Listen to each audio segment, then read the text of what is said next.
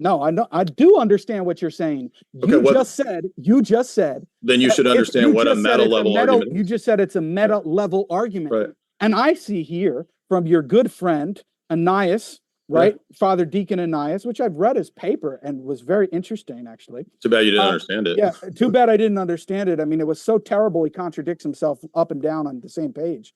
And he explicitly says that the tag argument to ask for a justification for positing the Orthodox view is wrong-headed because it's prior to epistemology and argumentation. It's wrong-headed in the first order of reasoning.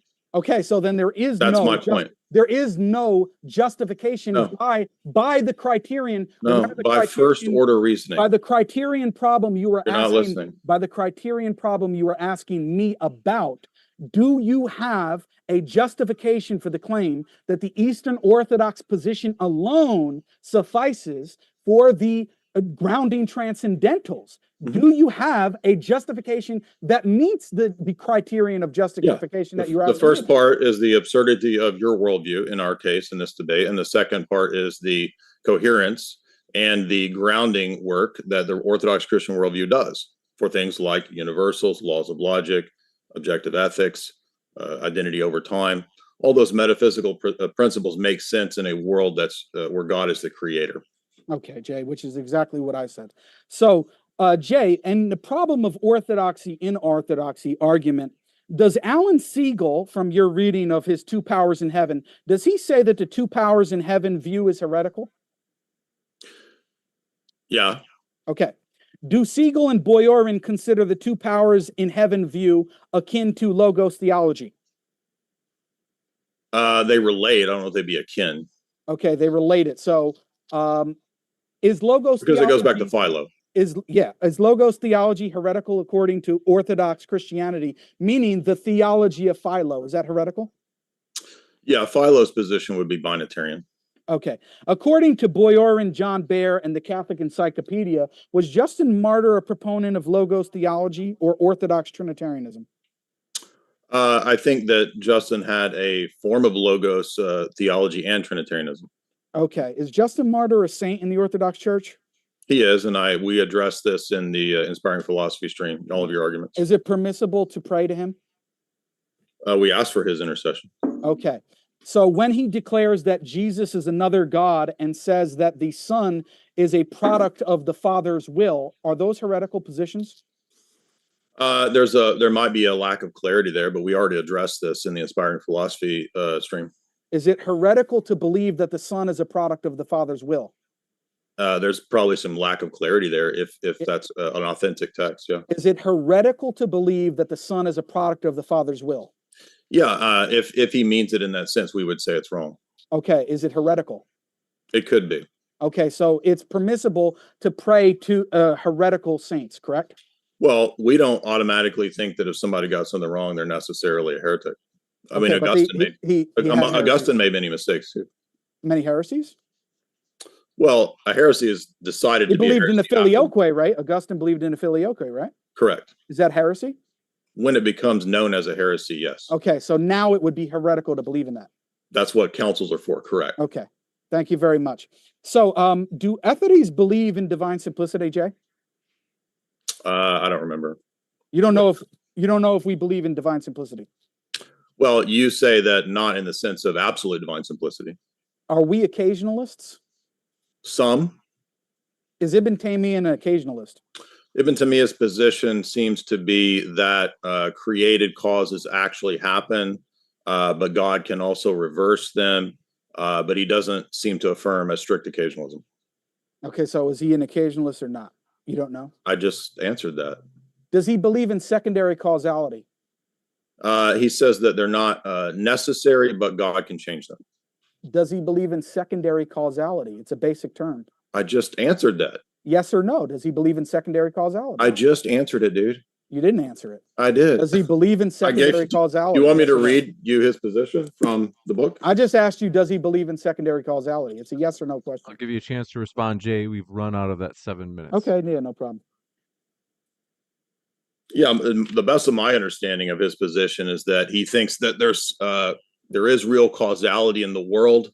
It's not. It doesn't operate apart from God's will, and that if God wills to, he can do a miracle or do something differently.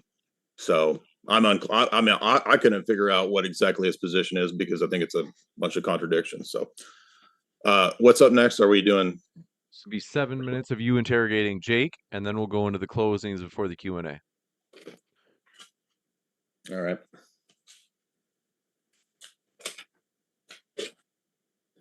So you seem to have a problem with the idea of reductios and internal critiques and meta logic. I'm not sure why this would be a problem for you, given that you're named the Muslim metaphysician. I don't have a problem. Do you know what meta logic is? I don't have a problem with the critique. You don't have a problem with the transcendental argument? No, I have a problem with your use of it. Okay. If you've seen my debate on this channel, I don't watch all your debates. No, it puts me to sleep. I can't listen to. I've used a form of. I put you on 4 times to listen to, and it's still unbearable. So, okay, exactly. What I'm trying to figure out is, you know what meta logic is? No, tell me, what's meta logic, Jay? I have no idea what it is. Well, that condescending answer is like, you do know. I have no idea what meta logic is. Okay. Yeah, tell me. I have no idea. So it's the questioning of how logic itself works, right? Okay, good. So is it invalid to speak of metalogical argumentation? No. Okay. But your critique, for example, of the way that Father Deacon Ananias argued in that paper was that he was contradicting himself, because he argued that there's no justification for transcendental arguments in a Orthodox sense of not the first order first order argumentation, first order logic. He's talking about meta level argumentation. Was that a question? So what I'm asking you is that why do you have a problem with it if you understood that it's a meta level argument? Okay, my problem with Father Deacon Ananias, problem with what he said in the paper, is that he makes the claim, and he seems to make the claim, that it's a metalogical problem or a metalogical argument, Right. And therefore it would make no sense to ask for justification or argumentation, because it's prior to argumentation.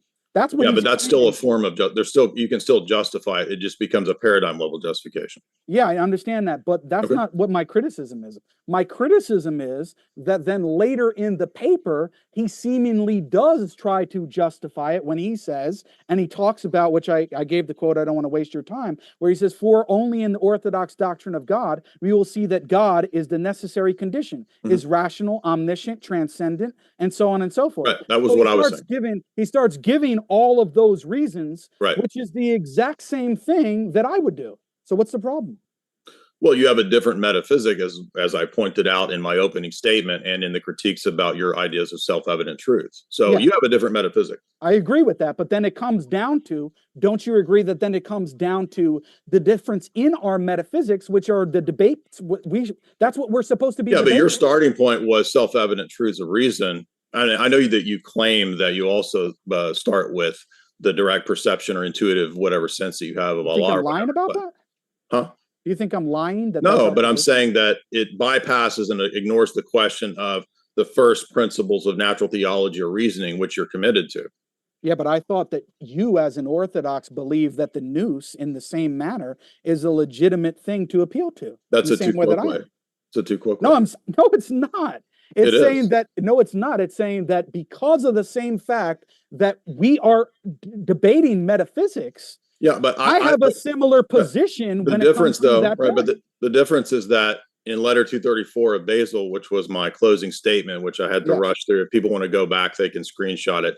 I noted the argument that the energies come down to us, and that's why we have a basis for affirmation, or what we call cataphatic affirmation. I believe in the same thing. What's the difference? Yeah, but that's why my whole argument this time was that when you try to do the naming, when Ibn Taymiyyah, for example, explains in what sense there is similarity or likeness or resemblance, he says that it is not like the created mode of being. So it actually tells us nothing. So your naming tells us nothing because you don't have an energies doctrine that comes down to us. That was the argument.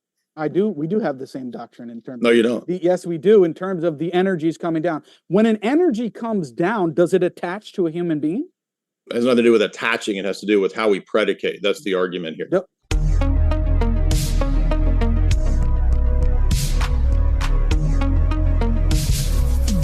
Divinity raises the humanity of Christ through theology. gnosis, and that's exactly what we experience.